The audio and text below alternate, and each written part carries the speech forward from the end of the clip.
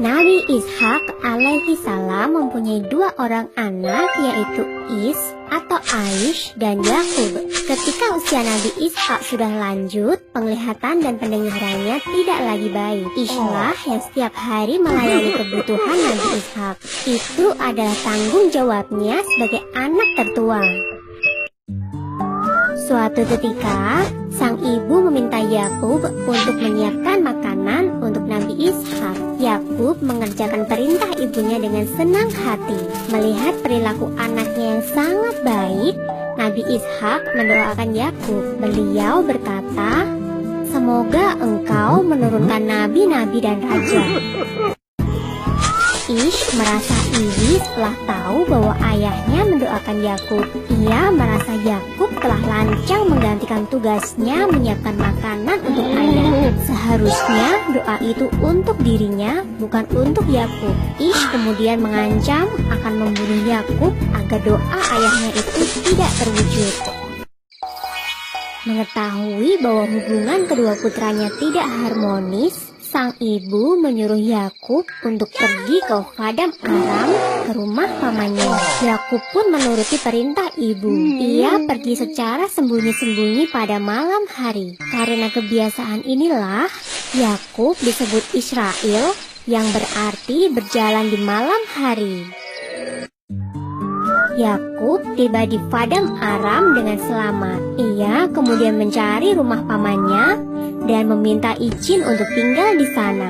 Sang paman mengizinkan Yakub untuk tinggal. Ia bahkan menganggap Yakub sebagai anaknya sendiri.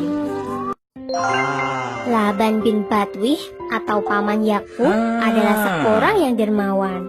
Ia selalu membagikan sebagian hartanya untuk orang-orang yang tidak mampu. Melihat perilaku paman yang begitu terpuji, Yakub lantas menirunya. Kemudian, Yakub pun dikenal sebagai dermawan yang baik hati.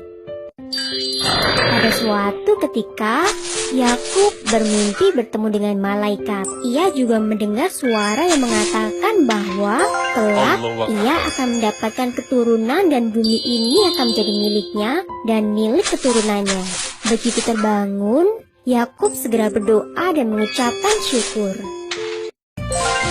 Melihat perilaku keponakannya yang begitu terpuji, Laban bin Batwih, paman Yakub, berniat menjodohkan Yakub dengan salah satu putrinya. Yakub pun memilih menikah dengan sang adik, Rahil, yang memiliki paras rupawan. Namun, setelah waktu berjalan, Yakub juga menikahi Lailah, putri tertua pamannya. Saat itu, menikah dengan kakak adik belum dilarang oleh agama. Yakub juga menikah dengan Zulfa dan Balha. Dari keempat istrinya, Yakub dikaruniai 12 anak laki-laki. Yakub yang kemudian diangkat sebagai nabi mengemban tugas untuk dakwah di Kan'an. Dari anak cucu Nabi Yakub inilah kelak akan lahir beberapa nabi Bani Israel.